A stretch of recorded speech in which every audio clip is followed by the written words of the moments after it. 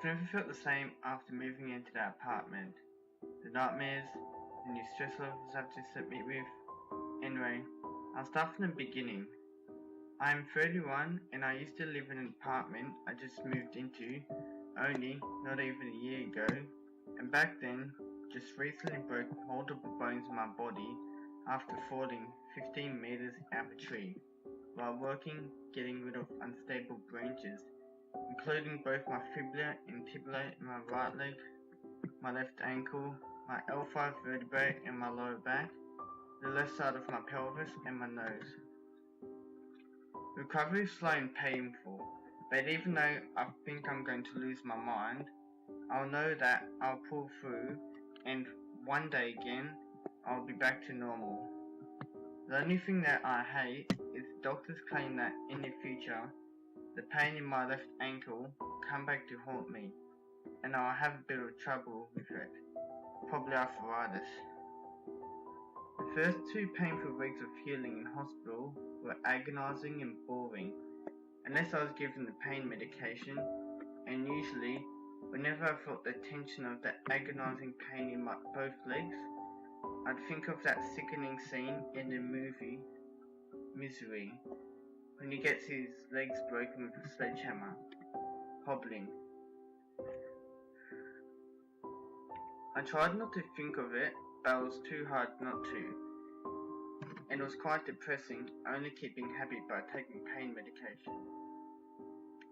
The lady who lived across the room to me was an old, retired pensioner who seemed to remember a frightening experience she heard years ago on news broadcasting breaking about a tragedy that once happened in my apartment. I wish she never told me. In case she doesn't bloody realise, I do live here, and now I'm up at night, haunted by what history lays in the apartment I live in, what I never happily knew about. But I can't blame her. With curiosity like mine, the second she told and warned me, I convinced her to go on with the story, as she sat in the couch and me in my wheelchair, handing me tea and mixed biscuits. It was bad enough that I had trouble sleeping before from pain, and doing the best to avoid pain medication unless I couldn't help it. My sleep insomnia had been lasting for nearly 3 months then, from when I fell out that tree, crashing towards the ground, smashing the low half of my body. Now, with my stupid curiosity, I am haunted by a nightmarish tale about what happened in this apartment I live in. Probably the very room I'm trying to sleep in, and it's haunting my mind, wondering if this sick deed happened right where I lay.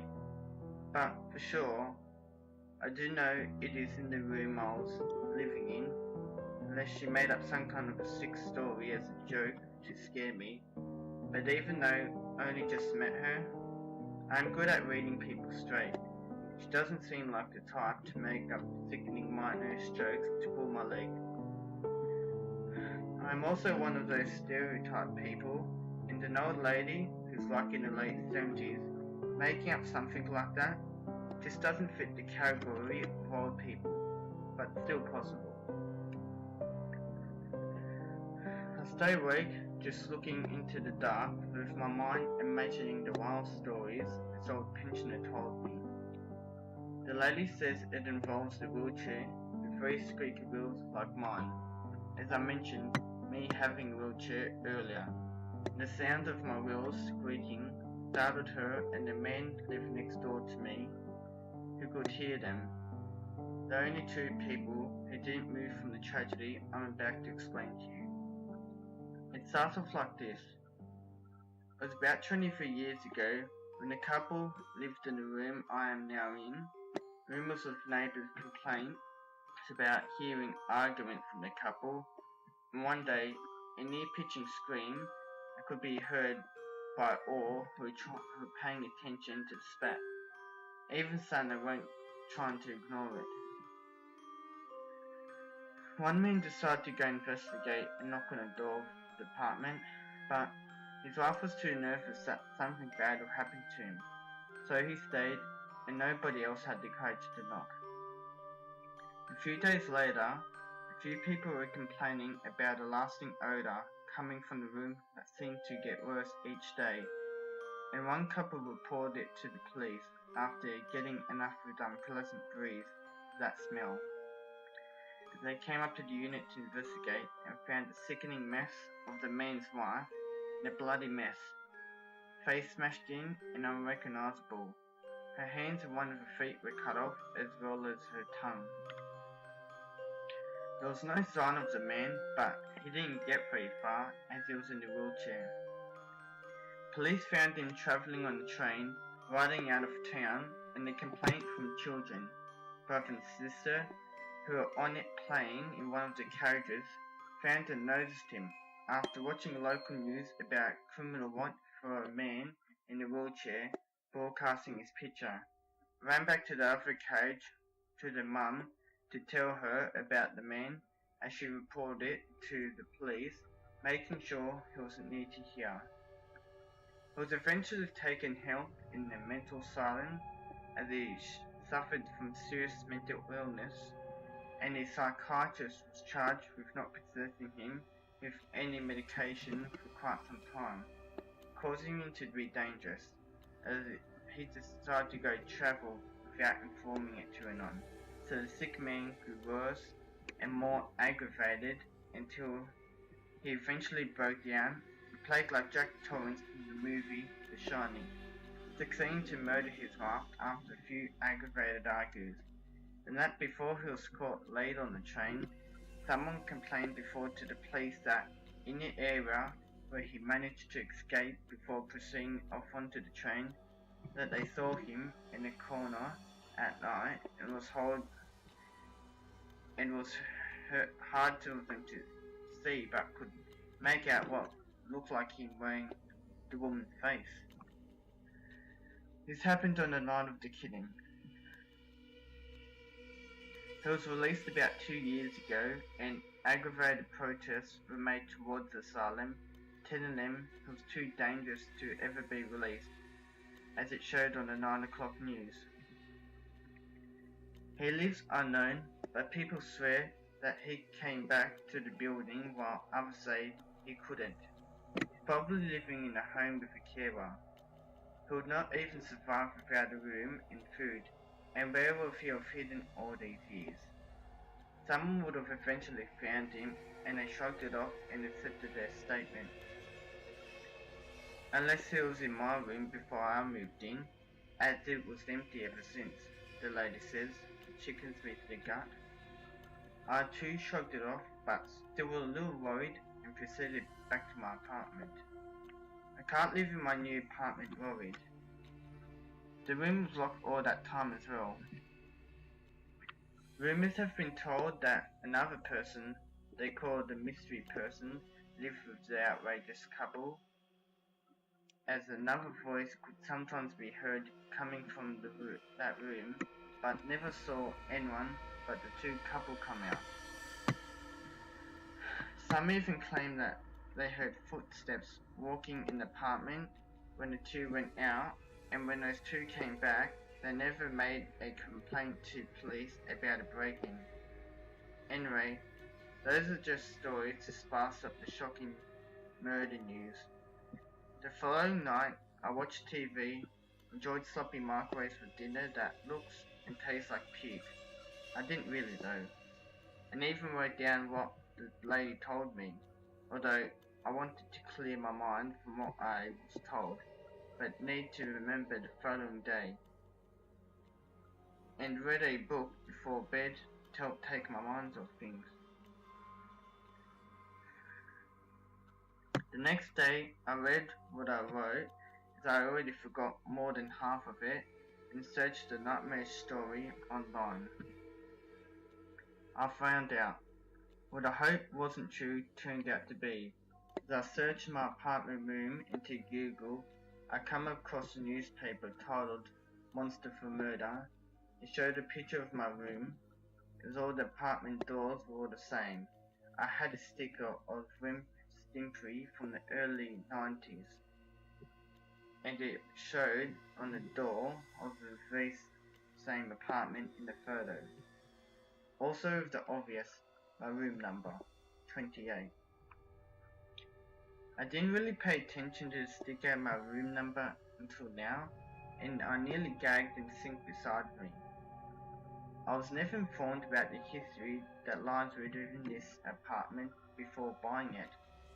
I only thought that it must belong to someone old that must have just passed.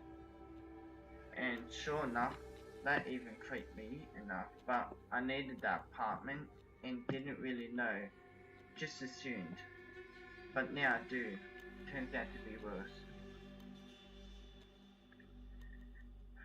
Now, whenever I go and open my door to my apartment, I always shriek seeing the sticker and number 28. I felt like moving, but at 31, I'm a man enough to brave and stay and know this was my own apartment right now, and nothing should let me down with anxiety. Also, this all happened 23 years ago. Even though I already knew about what had happened and wanted to take my mind off things, and didn't want to talk about it, I wanted to see if I could find new information about the past, so I went over to my local library to borrow a copy of the old newspapers from the past events section, where they keep a history of old newspapers from the past, to find out a little more information about this past. Even though my subconscious was telling me not to, and it was all true, just as the lady told me, except one even more significantly disturbing thing she left out. It turns out that when they found the mangled body, not only were her hands, tongue and one of her foot missing, but as well as they studied her even more at the morgue, they found through her smashed face that there was no face. It was removed before the attempt of destroying, right before the face smashing act. They think it was done by a small sharp knife. Thinking of this mutilation act made me sick to the core, and as I did vomit this time in the sink beside me, thinking about him wiping off her mutilated body in the room I was in, so took a walk to get out of there to inhale some fresh air and make me feel better. Somehow, the following night, I managed to fall into deep sleep quite quicker than expected, as I thought I would be up most of the night, thinking about what had happened. Perhaps I'm finally getting over it. Maybe vomiting in the sink cleaned my system and going for the walk helped. The upcoming day, I did some grocery shopping. I went to visit my girlfriend, so I kept my dairy products and stuff that can melt in her fridge, as I didn't go back home straight away, and she had extra room, and stayed the night over her place as my groceries wouldn't go bad. So nothing could possibly scare me now, and even if we were at my place, being with her would make me feel safe. I came home around 11 in the morning and put my groceries in my fridge and cupboard. Everything was going great. I totally forgot about the 23-year-old scene. I went to grab a broom so I dust off the TV and sweep the floor. I noticed something in my peripheral vision. I turned my head to go and see what it was. It was writing in red on my wall. It wrote, "Leave now. I don't want you in my house." That was repetitive, in sentences starting from the top, working its way nearly all the way to the bottom of the wall, a bit past the middle. Someone had somehow broken in and wrote on my wall using a ladder. This really pissed me off. Someone was screwing with me and playing games. But why? Why were they messing with me? I called the police and they came within 5 minutes. I showed them the writing, explaining that I just discovered it after coming home from the night out at my girlfriend's. They searched around for clues but couldn't find who'd done it, but was on report and were investigating it. I just ignored it and repainted over the wall. Upcoming morning, I was still furious with whoever thought they could break in my house and graffiti like write stuff saying that they wanted me to leave. I'm new here, so I guess it was just one of my neighbours who didn't like me moving in, or a couple of teenage lowlifes that used to break in here and use it as their hideaway. Whoever it was, too darn bad. Screw them. They have no right to do that. If I find them, I'll grab them by the shirts, drive them up to the police station myself. They haven't been caught yet. Anyway, I wasn't going to let these little pissheads ruin my day feeling rage. Calmed down later on, going to the movies and seeing my girlfriend again. I didn't stay with her at that time. She was way too busy as she works as a school special needs carer. As I went to sleep, I was woken with a sudden bang. I turned on the lights confused to see what the noise was, and woke up to find, on the wall next to me besides my bed was the same writing and the same coloured ink. Leave now. I don't want you in my house.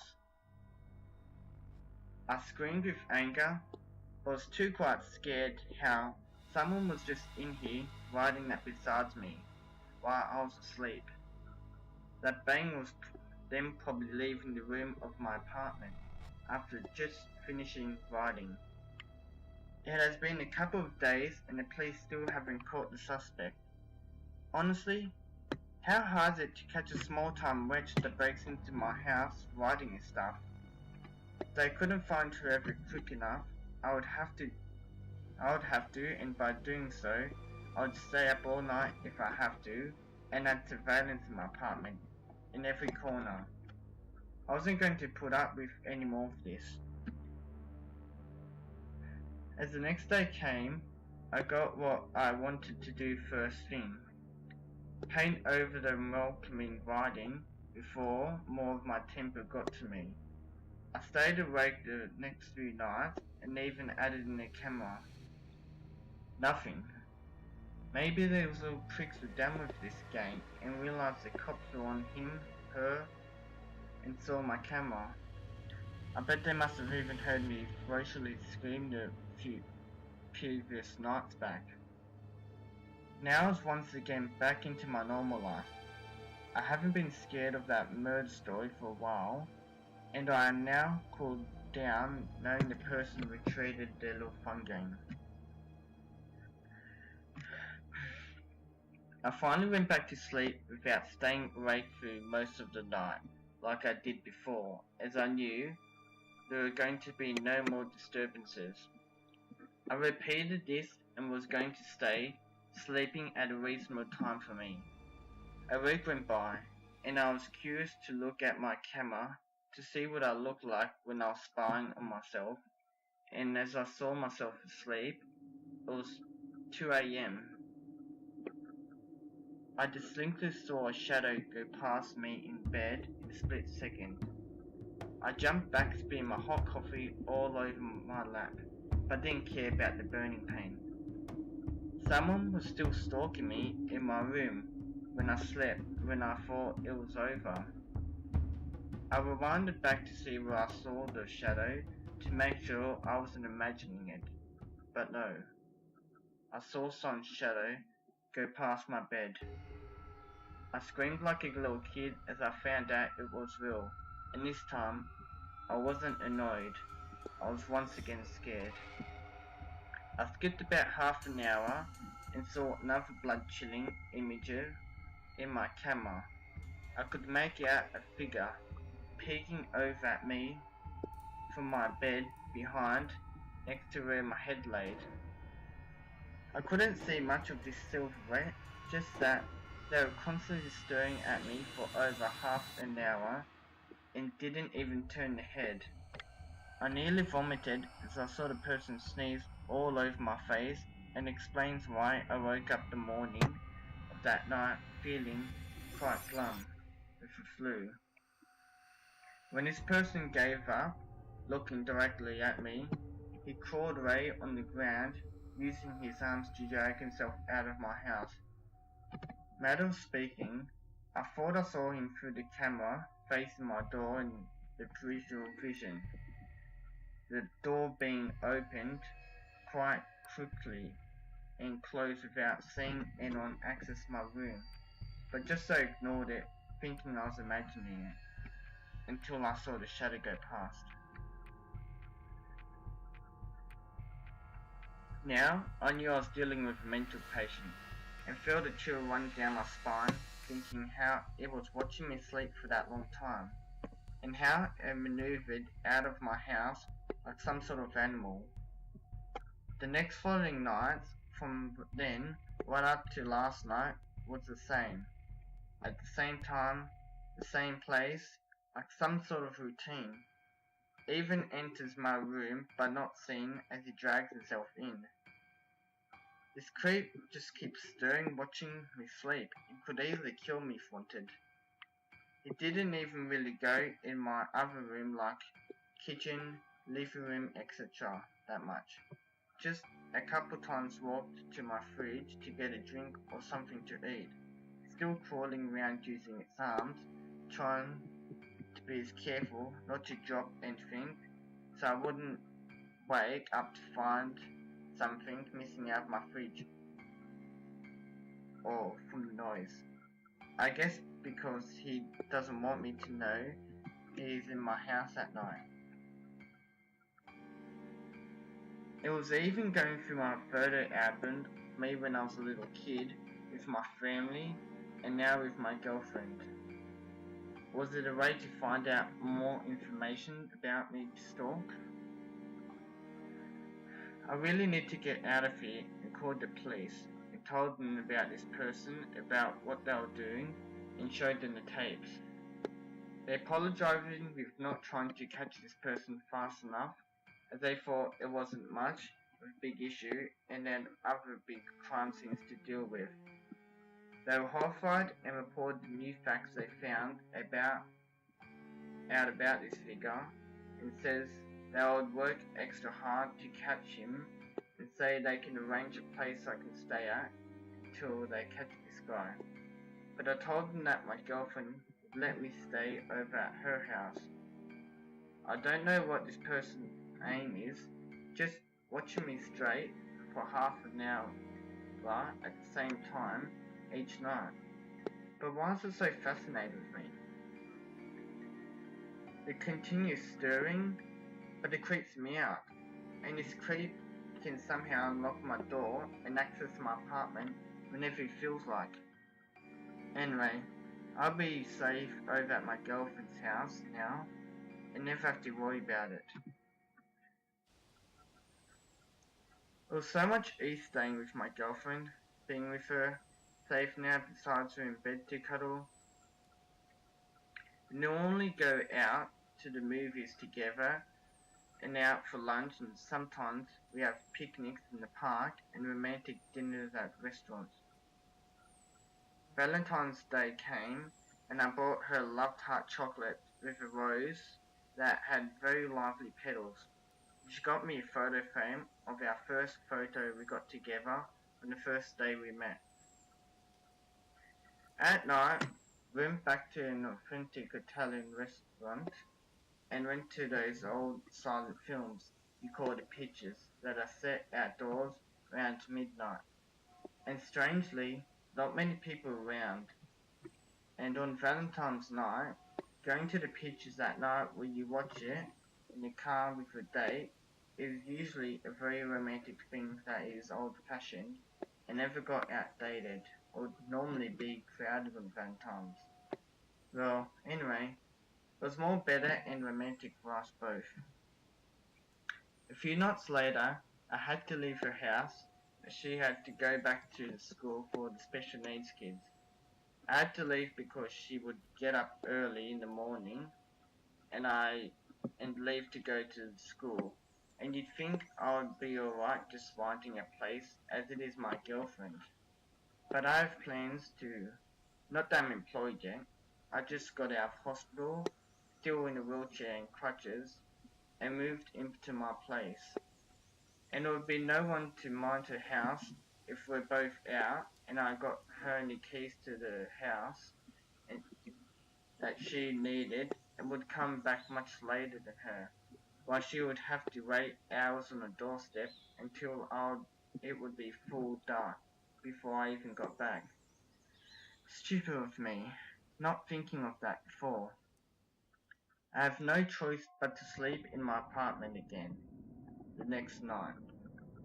I called those police to let them know that after all, I needed that place to stay at, and just informed me that there is someone staying there for the moment, but will find a new place for me to stay at as soon as possible.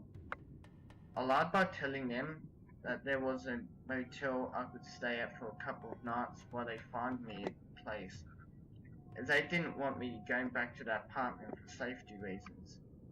But I really had nowhere else to go.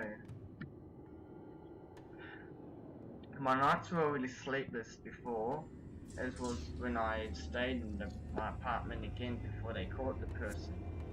And one night it all started.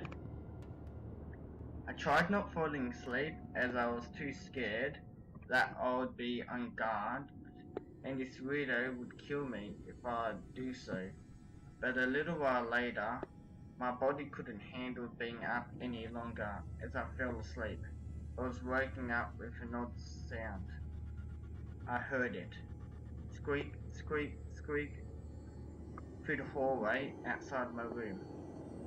I shrugged it off and thought I was just too paranoid and was imagining the whole thing. Plus, I didn't get much sleep which caused hallucinations. There could have even been a room service lady or something. Some people are quite wealthy and can afford them, even late on late hours. I tried falling back to sleep just saying, it is in my head and I'm just paranoid because I'm in my bed again. But then I heard a faint sound of a door opening to my apartment and my fridge being opened and closed. I then heard a squeak coming from behind me like a person in a wheelchair just entered my room. I turned around to face my side and who was there? Just sitting next to me. It was hard to make out his features, but I could make out that he was wearing the woman's face. I screamed, and even though it was unstable on my feet, I did my best and tried to run, but was held back by the man holding my wrist in a lock. I tugged hard at my wrist and broke free, pulling him out of his wheelchair as I did so, and ran out of there in a hurry, not caring about my need for crutches and a wheelchair. I heard the man scream in anger as he fell when I left the room, and ran a couple floors down to knock on someone's apartment door, falling over and crawling a lot of times on my way there, and apologized to the owner for the interruption, as it was about 2:30 in the morning, but explained to them what had happened. The lady let me enter her apartment and lent me her phone to use. I called the police telling them that I found the man and he could still be in my apartment or not too far as he was in a wheelchair, telling them what had happened, and within 5 minutes they rushed to the corridor just outside my apartment and arrested the man for good. I was trying to hide in the janitor's clean up room where all the brushes and mops are kept. I would like to say I braved the stay like my old retired neighbours across from me and the old man next to me from what had happened all those years ago to the 10 months that the new experience of the same man happened to me. But I sold the property and moved out within 2 weeks. I wouldn't doubt only a few people in this world would, especially if they are actually living in a room like me, the two that two awful crime incidents took place, and he was supposed to be the new victim.